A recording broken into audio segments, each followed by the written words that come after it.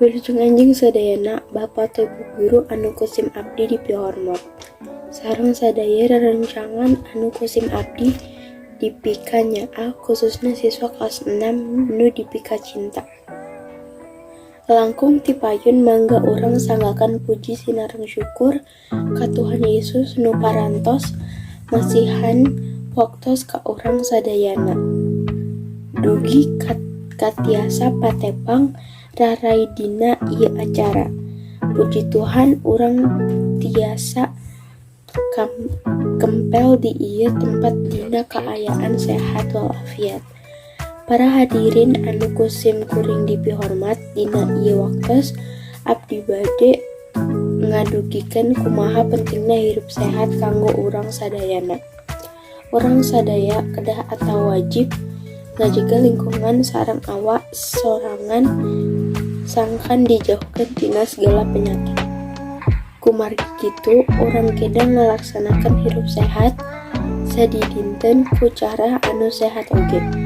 Sapertos meresihan awak atawa ibak, meresihkan kuku, nyikat waos anu rutin. Nah, eta merupakan contoh hirup anu sehat anu sederhana. Contoh sanesna deui.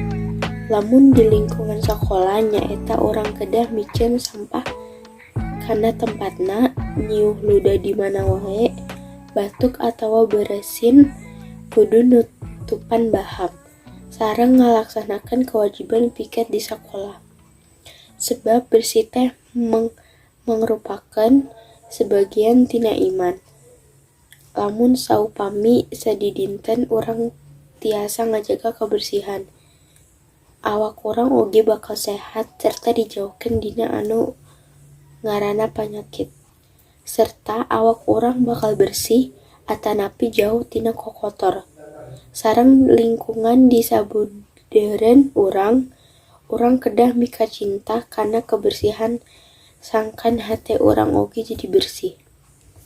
Hadirin saya, cikap sakitu nu kapihatur biantara singket ti SIM abdi, pamungkas ti abdi bilih aya basa anu kirang entep seruhna atanapi kecap anu kirang merenanah larapna.